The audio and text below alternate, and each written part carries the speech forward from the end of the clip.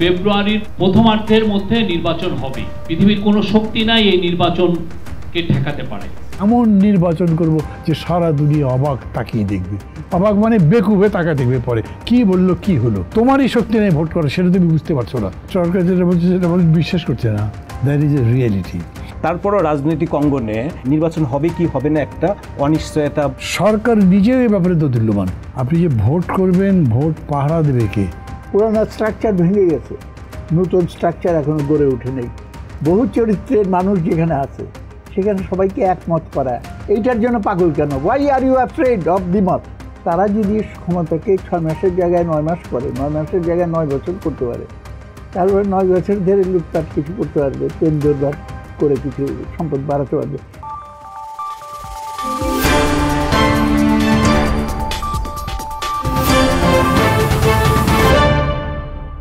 প্রিয় দর্শক, টিভিএস এর আয়োজন রোড টু ইলেকশনে আপনাদের স্বাগতম। আপনারা জানেন এই অনুষ্ঠানে আমরা আগামী নির্বাচন কেন্দ্রিক রাজনীতি, অর্থনীতি, সংস্কার সহ নানা বিষয় নিয়ে আলোচনা করে থাকি।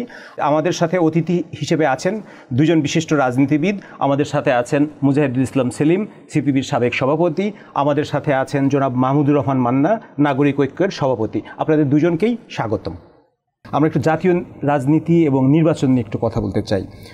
প্রধান উপদেষ্টা মহল দপ্তর থেকে বারবার কিন্তু বলা হচ্ছে যেটা হলো যে আগামী নির্বাচন নিয়ে ফেব্রুয়ারিতে নির্বাচন হবে, কোনো সংশয় সন্দেহ নেই, এবং যে কোনো ধরনের ষড়যন্ত্র মোকাবেলা করা হবে। নির্বাচন কমিশন থেকে একটা নির্বাচনের রোডম্যাপও ঘোষণা করা হয়েছে। তারপরও রাজনৈতিক অঙ্গনে এবং জনগণের মধ্যে নির্বাচন হবে কি হবে না একটা অনিশ্চয়তা বা আনসার্টেনিটি কাজ করছে। আপনি এটাকে কিভাবে ব্যাখ্যা করবেন? মানে হচ্ছে সরকার যেটা বলছে সেটা বিশ্বাস করছে না। সরকার যেগুলো বলছে সে কথার মূল্য থাকছে না, এবং দ্যাট ইজ এ রিয়েলিটি। মানুষ যেরকম ভাবে না এই কথাগুলোর মূল্য দেওয়া উচিত। মানুষ ভাবছে কেন বলেন? আপনি যে ভোট করবেন, ভোট পাহারা দেবে কে? পুলিশ তো। পুলিশ অ্যাক্টিভ না তো। পুলিশ মানে এখন পর্যন্ত পুলিশগুলো আগের মতোই, কোনো পরিবর্তন হয়নি। তার চেয়ে বড় কথা হচ্ছে পুলিশকে 15 বছর ধরে যেরকম দলীয় স্বার্থে ব্যবহার করা হয়েছে, সেখান থেকে তাকে বের করে আনবার জন্য আপনি এমন কিছু করেননি। 2 বার প্রধান উপদেষ্টা পুলিশের কর্তাদের সঙ্গে বসেছেন, কিন্তু তাদেরকে এখনকার বাস্তবতা তুলে ধরে এই কথা বলা যে তুমিও জনগণের বন্ধু হও, তোমাকে ভুলভাবে ব্যবহার করা হয়েছিল। যারা বিপদগামী হয়েছে, অন্যায় করেছে, মানবতা বিরোধী অপরাধ করেছে, তাদের আমরা বিচার করব, কিন্তু ন্যায্য বিচার করব। আর বাকি যারা আছো তারা দেশ সেবার জন্যে, গণতন্ত্র নির্মাণের জন্য ভোটের কাজে লাগো, এরকম করে তাদেরকে আনা হয়নি। ফলে ওটার কোনো চেঞ্জ হয়নি। এখন কী হয়েছে দেখেন, কবর থেকে লাশ তুলে আর এই যে একটু আগে আমি বলছিলাম, এটা কি কথা? পুলিশ ছিল ওই জায়গাতে, যারা যারা এই কাজগুলো করেছে, কোনো জায়গাতে আমি দেখলাম না যে গোয়েন্দা বাহিনী বলে কোনো জিনিস আছে। এটা কিন্তু কয়েকদিন আগে থেকেই এটা ঘটবে এরকম একটা খবর আসছিল। সেই কথাই তো বলতে চাচ্ছি আমি, যে তারপরেও এটা ঘটে গেল, কিছু করতে পারলো না। তারপরে দেখেন যে টঙ্গীপাড়াতে যেটা, আমি আপনার সাথে একটু অ্যাড করি, তারপরে যে মামলাটা হয়েছে, সেই মামলাতে কিন্তু প্রায় 3,500 লোকের নামে মামলা হয়েছে, সবাই অজ্ঞাতনামা, এটা ফাজলামি, আনআইডেন্টিফাইড, এগুলো ফাজলামি। তারপরে আবার এরকম করেছে সেখানে যাদেরকে গ্রেপ্তার করেছে তার মধ্যে 2 জন আবার আওয়ামীপন্থী, সেটা ঘোষণা করা হয়েছে। মানে কি আমি বুঝতে পারলাম না। যদি প্রথম কথালে আওয়ামীপন্থী বলে কেউ এটা করে থাকতে পারে, তাহলে পুলিশ কী করেছে, সরকার কী করেছে? আপনারা বলছেন তাদেরকে মোকাবেলা করতে পারবেন, কেউ কোনো কিছু বানচাল করতে পারবেন না। প্রধান উপদেষ্টা টাইম অ্যান্ড এগেন বলছেন যে আমাদের নির্বাচন বানচাল করার জন্য ষড়যন্ত্র করছে অনেকে, দেশে বিদেশে আছে, ইন্ডিয়াকে ইঙ্গিত করছেন। অথচ এইরকম করেই দেখা যাচ্ছে যে তারা মিছিল করে, মিটিং করে, সেমিনার করে, কোনটা করছে না। কি পুলিশ কী করতেছে? এখন যদি আমি বলি, যে কথা আমি প্রফেসর বিষয়ে জিজ্ঞেস করেছিলাম, যে চট্টগ্রাম বিশ্ববিদ্যালয় আপনার নিজের বিশ্ববিদ্যালয়, আমি সেখানকার ছাত্র ছিলাম, সেই জায়গায় যখন প্রভোস্ট কি বলে প্রক্টর এবং প্রোভাইসার কাঁদছেন ফেসবুকে এবং বলছেন আমরা মার খাচ্ছি, আমাদের উপর আঘাত করা হচ্ছে, হামলা করা হচ্ছে, রক্ষা করতেছে, পুলিশ যায়নি।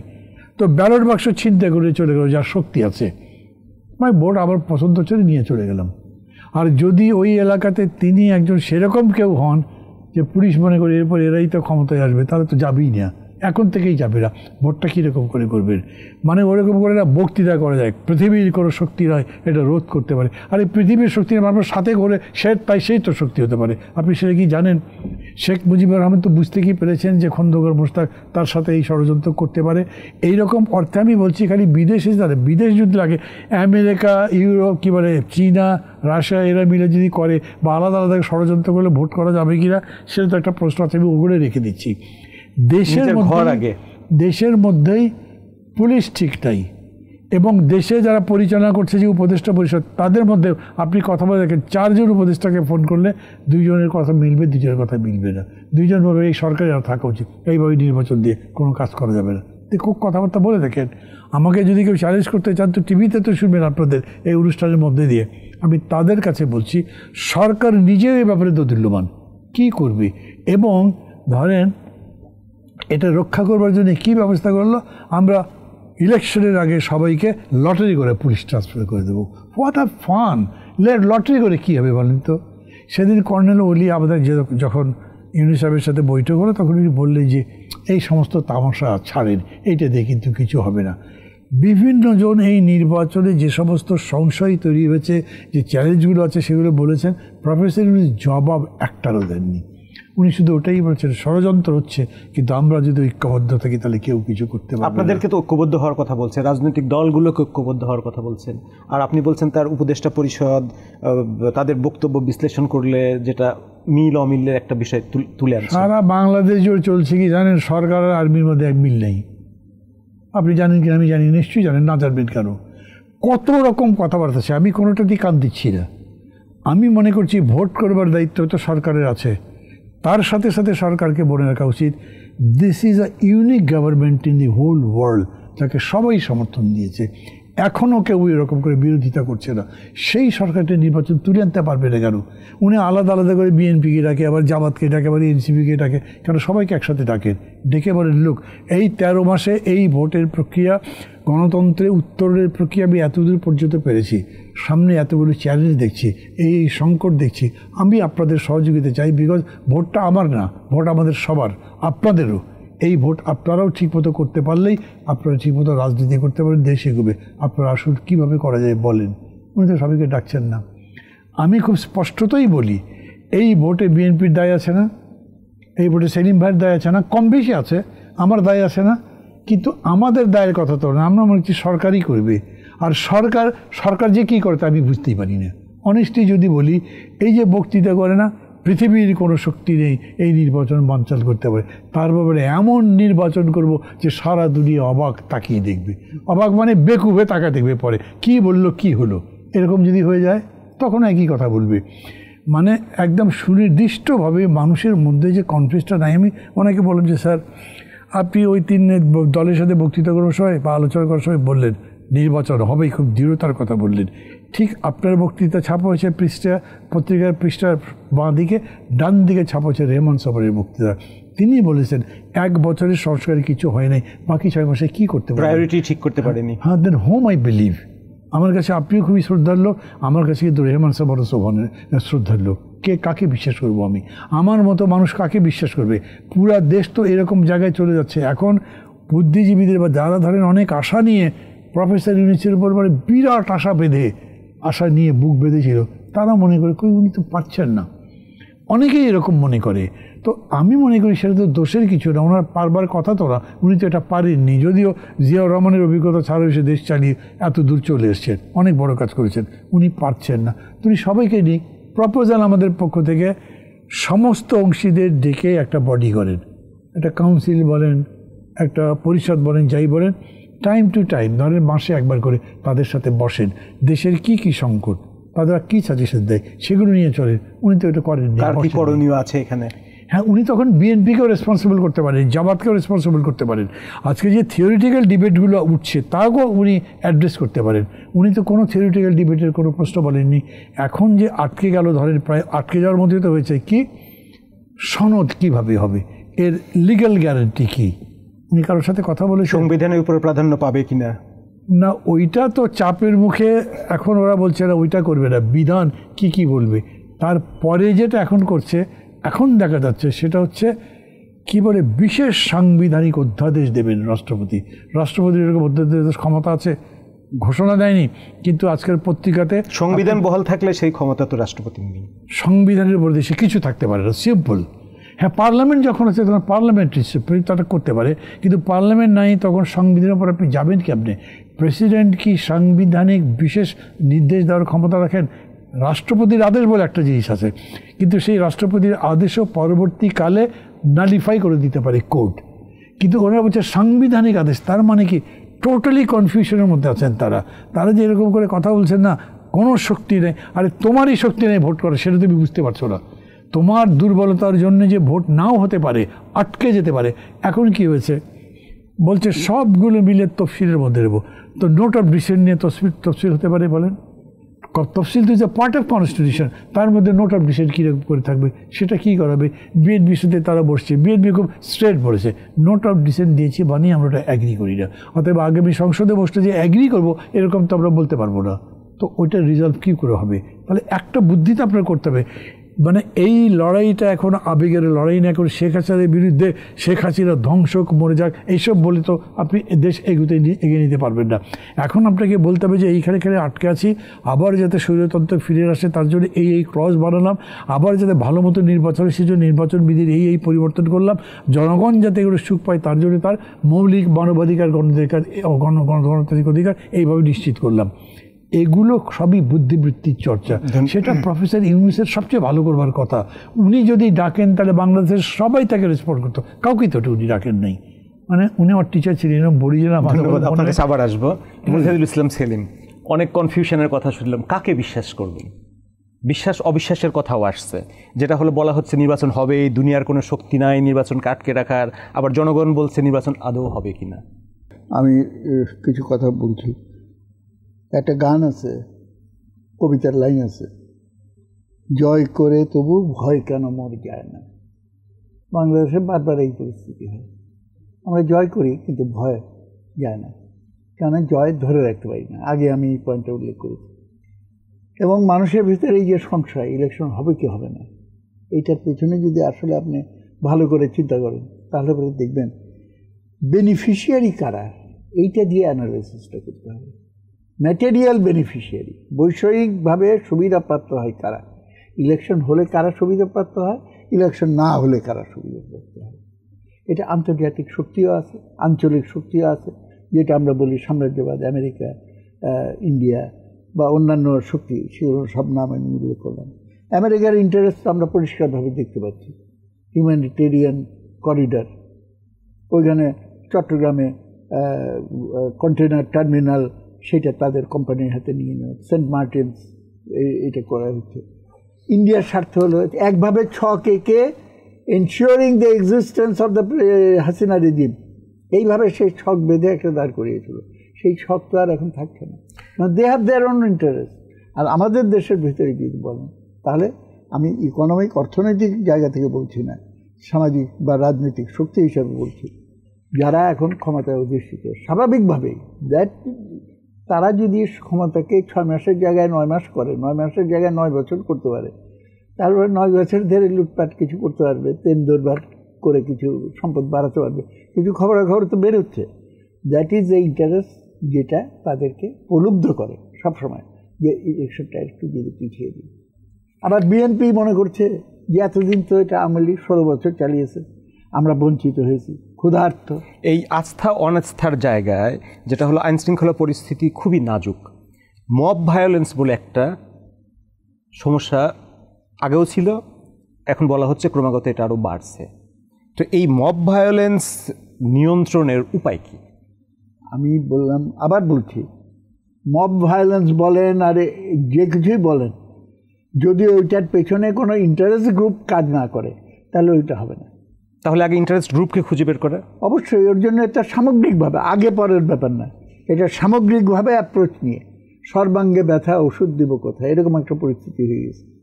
ওর জন্য আমাকে টোটাল অ্যাপ্রোচ নিয়ে, হোলিস্টিক অ্যাপ্রোচ নিয়ে সমস্যাকে, যেমন গতকালকে কিন্তু আপনি হোলিস্টিক একটা সামগ্রিক একটা ব্যবস্থা নিতে হলে যে সমাজ বিপ্লবের মতো একটা মৌলিক পরিবর্তন দরকার, সেইটা করতে হলে জনগণকে সংগঠিত হইতে হবে, বিশেষ করে মেহনতি মানুষকে। এটা আমরা ইতিহাস থেকে শিক্ষা নিয়ে বলতেছি। এবং সেটা করতে হলে আপনাকে একটা গণতান্ত্রিক পরিবেশ মিনিমাম দরকার, মানুষের ভোটাধিকার নিশ্চিত করা দরকার। আশু ক্রাইসিস হলো দ্য ক্রাইসিস অফ গভর্নেন্স। পুরানো স্ট্রাকচার ভেঙে গেছে, নতুন স্ট্রাকচার এখনো গড়ে ওঠে নেই, যেটা দিয়ে আপনি স্বাভাবিক সেই নতুন স্ট্রাকচার গড়ে তোলার সূচনাটা হবে কোথা থেকে? হবে হলো জনগণের রায়ের ভিত্তিতে। তাহলে একটা ইলেকশন অবশ্যই অবশ্যই। এবং এরশাদ সাহেবের পতন হয়নি, আমরা তো এটার আর্কিটেক্ট ছিলাম, সেন্টার ফরওয়ার্ডের প্লেয়ার ছিলাম তখন। 3 জোটের রূপরেখার ভিত্তিতে এরশাদের পতন হলো, এবং তখন সেই রূপরেখার আলোকে শাহাবুদ্দিন সাহেবকে আমরা সবাই মিলে দায়িত্ব দিয়ে তাকে প্রেসিডেন্ট করা হলো। 3 মাসের ভেতরে ইলেকশন করে ফেললেন। এবং সমাজের কী কী সংস্কার করতে হবে, রহমান সোবহান স্যারের নেতৃত্বে, আমারও শিক্ষক তিনি, এবং তার নেতৃত্বে একটা টাস্ক ফোর্স করা হলো। টাস্ক ফোর্সের রিপোর্ট বের হলো, এবং সম্ভবত 13টা না 14টা বিভিন্ন বিষয়ে তিনি সুপারিশমালা তৈরি করেন, এখনও আছে সেগুলো। তো সেই সুপারিশমালা থাকবে। আসলে জনগণের রায়ের উপরে আমার আস্থা আছে কিনা এইটা দেখতে হবে। আর একটা কথা, এটা সম্ভবত ইউনুস সাহেব বিবিসির সঙ্গে একটা আলোচনার ভেতরে বেফাস একটা কথা বলে ফেলেছিলেন, যে ইলেকশন করে কী হবে, মানুষ তো টাকা দিয়ে ভোট দেয়। এখন যে লোক, আমি জানি না এটা উনি মিন করে বলেছেন কিনা, এই লোক যে কথা দিয়ে বলে, যিনি বলেন, তার উপরে তো মানুষের ভোটাধিকারের ফিরিয়ে আনার দায়িত্ব কীভাবে দিয়ে মানুষ বসে থাকে। সুতরাং এই যে অনিশ্চয়তার পরিবেশ, হবে কি হবে না, অমুক কি হবে না, এইগুলো কারণে এটা সৃষ্টি হচ্ছে। কিন্তু জনগণের কাছে যান, তারা বলবে যে এতদিন আমরা ভোট দিতে পারিনি। ইয়াং জেনারেশন, জেন জি বলেন, অবশ্য জেন জি এখন ওভারটেকেন বাই জেন আই নাকি জেন এ বলে আর কি, নতুন জেনারেশন চলে আসছে। আর এআই আসার ফলে তো এখন কী হবে সেটা বলা খুব মুশকিল। এখন এই জায়গায় ইয়াং জেনারেশন বিশেষভাবে তারা তো ভোট দিতে পারেনি। এই যে দেখেন এতগুলো বছর উইদাউট ভোট একটা সরকার থেকে গেল, ভোট হয়ে গেল। আমাদের জীবনে বলেন, আইয়ুব খানের সময় লড়াই করতেছে, সার্বজনীন ভোটাধিকার দিতে হবে দিতে হবে। দেশ স্বাধীন হওয়ার পর আবার আমাদের সংগ্রাম করতে হলো, আমার ভোট আমি দেবো, যাকে খুশি তাকে দেবো। আবার বলতে হলো রাতের ভোট চলবে না, অমুক সময় ভোটারবিহীন সরকার প্রতারণামূলকভাবে ক্ষমতা দখল করে রাখছে, ফ্যাসিস্ট দুঃশাসন হটাও। মানুষ তো আস্তে আস্তে কনসাস হয়ে উঠছে, তারা এগুলো সবই বুঝছে যে ব্যবস্থা বদল করতে হবে, তা নাহলে হবে না। আমার নিজের ধারণা আরও গভীরতা নিয়ে বোঝা শুরু করেছে, কিন্তু খালি একটা জিনিস বোঝে না, যে ব্যবস্থা বদল করতে হলে পরে আমার চাহিদা মতো ব্যবস্থা যদি প্রতিষ্ঠা করতে হয়, তাহলে অন্যের উপরে, আমি যেটা বলি, জমি বর্গা দেওয়া যায়, স্বার্থ বর্গা দেওয়া যায় না। অন্যের কাছে স্বার্থ বর্গা দিয়ে বসে থাকলে আপনি কিন্তু এগুলো পাবেন না। সুতরাং মেহনতি মানুষের কাছে এবং সামগ্রিকভাবে দেশের জনগণের কাছে আমি আহ্বান জানাবো, এবং যে আলটিমেটলি ঘরে বসে থাকলে হবে না, আমরা সবাইকে নামতে হবে, নেমে নিজের নিজের অধিকারগুলোকে প্রতিষ্ঠা করতে হবে। মুজাহিদুল ইসলাম, আপনার কাছে আমি আবার আসবো। আমরা শেষ পর্যায়ে চলে আসছি। দেশের ব্যবসা বাণিজ্য অর্থনীতি নিয়ে একটু কথা বলি। এখন ব্যবসা বাণিজ্যের পরিস্থিতি কেমন? ব্যবসায় বন্ধু আছেন অনেকে, তাদের সাথে কথাবার্তা বলি, সবার মধ্যেই একটা হতাশার ভাব। যারা ফ্যাক্টরি করে তারা সবচেয়ে বেশি বলে গ্যাসই নেই তো চলবে কীভাবে। কিন্তু গ্যাসের উপরে সারচার্জ হচ্ছে, দাম বাড়ছে, ঠিকমতো বেতন দিতে না পারলে চাপ আছে, চাঁদাবাজির ঘটনা আছে। চাঁদাবাজি আছে, চাঁদাবাজিটা মানে আওয়ামী লীগের সবাই যেরকম ছিল অতখানি যাই হয়তো, কারণ মানে মালিকরা নিজের নিজের মতো। আমাদের দেশে তো ইন্ডাস্ট্রি বলতে বেশিরভাগ হলো আপনার গার্মেন্টস ইন্ডাস্ট্রি। ওরা আমাকে যে চাঁদাবাজির কথা ওরকম করে বলে না, চাঁদা চাইলে ওরা দিয়েও অভ্যস্ত আছে, ওইটা না। তাদের কাছে সমস্যা হচ্ছে যে মেইনলি গ্যাসের কথা বলে, আর যে চাপগুলো দেওয়া হচ্ছে সেগুলোর কথা বলে। আর আমি এই যে আপনাদের এখানে এসে আপনাদের পত্রিকায় যে নিউজটা করেছে, will the elevated remittance level persist, মানে বাংলাদেশ সরকার একটা হচ্ছে শুধুমাত্র যে রেমিটেন্স বেড়েছে এটাই সব দেখাতে চাচ্ছে। রেমিটেন্স হলো একটা ইন্ডেক্স, গুড, কোনো সন্দেহ নেই। আমরা যে ক্রাইসিসের মধ্যে পড়েছিলাম সেই ক্রাইসিস থেকে বেরিয়ে যাওয়ার জন্যে, ডেট সার্ভিসিংয়ের জন্যে আমাদের অনেক কাজে লেগেছে, সেটা আমরা করেছি। কিন্তু এইটা দিয়ে তো আপনার ইনভেস্টমেন্ট বাড়েনি, এই দিয়ে আপনার এমপ্লয়মেন্ট বাড়েনি, এই দিয়ে আপনার বাকি কোন কাজটা, তাদের ভিতরে কি আস্থার সংকট কাজ করছে ব্যবসায়ীদের ভিতরে? এটা তো খুবই স্বাভাবিক। ধরেন এই গভর্নমেন্টের মানে শুরু থেকে এই পর্যন্ত একটা অনিশ্চয়তার মধ্যে আছে। ভোট চাই মানে 5 আগস্ট সরকার গেছে, নতুন সরকার 8 তারিখ আসার আগেই সম্ভবত বিএনপি বিশাল সভা করে বলেছে 3 মাসের মধ্যে ভোট দিতে হবে, শুরু হয়ে গেল। গভর্নমেন্ট হ্যান্ডেলই করতে পারেনি কোনোদিন। অথচ দেখেন যারাই দাবি করলো তারা তো এই 13 মাস ধরে অপেক্ষা করছে, আরও 5 মাস 6 মাস অপেক্ষা করবে।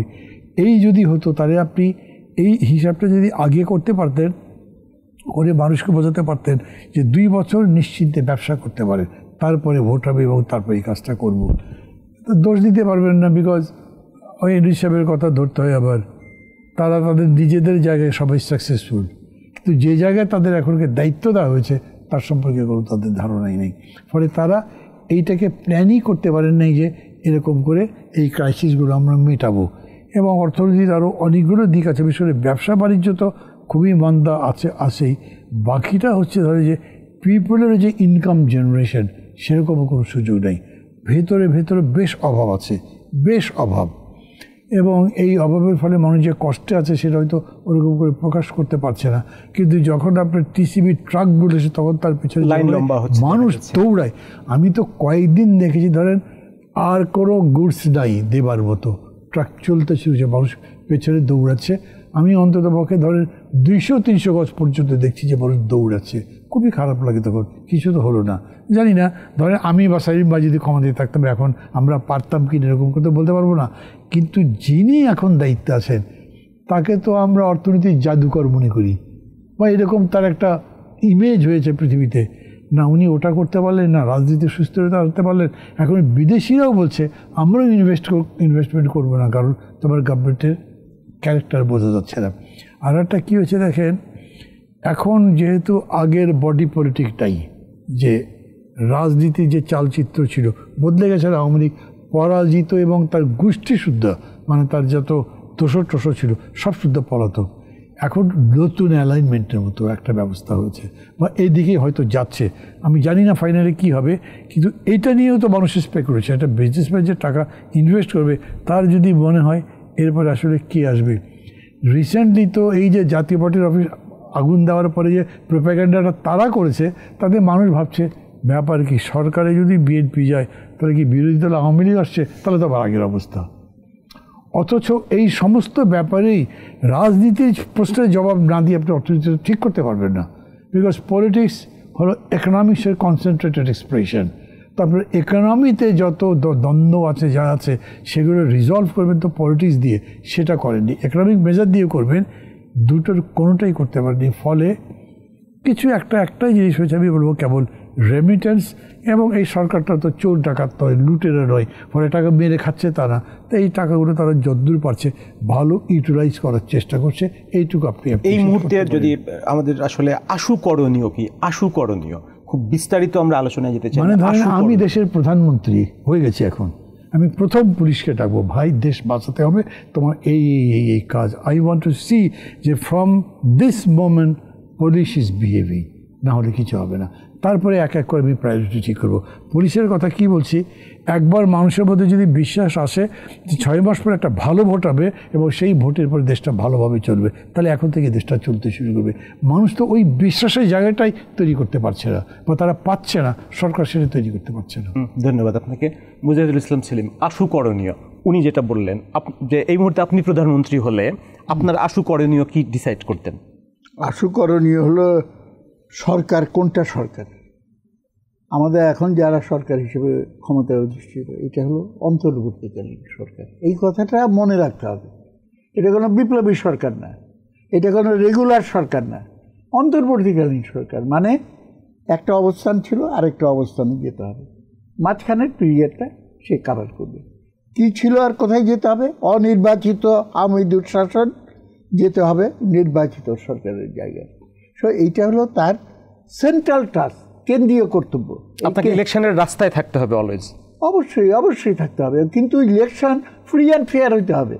সেইটা করার জন্য মিনিমাম, অনেকে বলতে পারে মার্কসিস্টরা, কেউ যারা অন্ধভাবে মার্কসিজমকে দেখে, মেকানিক্যালি তারা বলবে যে একটা শ্রেণী বিভক্ত সমাজে কোনোদিন অবাধ নিরপেক্ষ নির্বাচন 16 আনা হয় না। ঠিক আছে, 16 আনা হয় না বুঝলাম, কিন্তু রিলেটিভলি আপেক্ষিকভাবে অবাধ নিরপেক্ষ নির্বাচন গ্রহণযোগ্য, 10-12 আনা তো হয়। হ্যাঁ, সেই না মানুষের কাছে গ্রহণযোগ্য যে হ্যাঁ আমার মত অনুযায়ী সরকার গঠিত হয়েছে বা রিপ্রেজেন্টেটিভরা গেছে, এইটুকু তো মিনিমাম করতে হবে। সেইটা করার জন্য যেটুকু টাইম প্রয়োজন সেইটা হলো এসেনশিয়াল কাজ। আর অ্যাডিশনাল হলো পরবর্তী প্রতিনিধিত্বশীল নির্বাচিত সরকারের কাছে আমি কতগুলো কাজ এগিয়ে নিলাম, পেপার ওয়ার্ক এগিয়ে নিলাম, কতগুলো আইডিয়াজ একত্রিত করলাম। এইখানে একটা আরেকটা বিভ্রাট হয়ে গেছে, পাগল হয়ে গেছে, ঐক্যমত চাই, ঐক্যমত চাই। আরে একটা শ্রেণী বিভক্ত সমাজে একটা বহুমাত্রিক বহু চরিত্রের মানুষ যেখানে আছে সেখানে সবাইকে একমত করা, এইটার জন্য পাগল কেন? Why are you afraid of দি মত? 10 রকম মত থাকবে, কিন্তু মত 10 রকম থাকলেও সেইটা মীমাংসা করার পদ্ধতি নিয়ে আমাদের ঐক্যমত থাকবে, এবং সেই পদ্ধতিটা কি? অবাধ নিরপেক্ষ। কেউ কেউ বলে থাকেন সবাই একমত হলে এটা তো বাকশাল হয়ে যাবে। হ্যাঁ, অবশ্যই অবশ্যই, সেটাই তো পয়েন্ট, যে একমত জোর করে চাপিয়ে দিয়ে এই খবরদার সবাই একভাবে হাসবে, ঠিক 3টা 2 মিনিটে তুমি হাসা শুরু করে 3টা 6 মিনিটে বন্ধ করবে। এইগুলো ইউনিটি অ্যান্ড ইউনিফর্মিটি দুইটা ভিন্ন জিনিস। আমাদের ইউনিটি দরকার। ইউনিটিটা কি দরকার, কি বেসিসে? যে আমরা বহু মতের একটা রাষ্ট্র ব্যবস্থার ভিতরে থাকব, বহু বৈচিত্র্যপূর্ণ মতামত থাকবে। এই যে গণ অভ্যুত্থান দেখলেন, কত রকম রঙের খেলা, কত জায়গা থেকে ছেলে মেয়েরা নেমে এসেছে, বৃদ্ধরা, মধ্যবয়সীরা নেমে এসেছে, শিশুরা নেমে এসেছে। ঐক্যটা কোথায়? চিন্তা ভাবনা। দেয়ালে দেয়ালে লেখা হলো মন্দির, মসজিদ, গির্জা, প্যাগোডার ছবি এঁকে ধর্ম যার যার, রাষ্ট্র সবার। লেখা হলো স্বাধীনতা এনেছি, সংস্কার আনবো। এইটাই তো, দিস ইজ দ্য এক্সপ্রেশন। মানে আমাদের এখানকার যে গণ অভ্যুত্থানে অংশগ্রহণকারী জনগণের মেইন প্লেয়ারকে এখন দূরে সরিয়ে দেওয়া হয়েছে। এবং ওই কবিতাটা আবার বলছি আমি, রবীন্দ্রনাথেরই কবিতা, রথযাত্রা। রথযাত্রা মহাধুমধাম, মাটিতে লুটায়ে ভক্ত করিছে প্রণাম।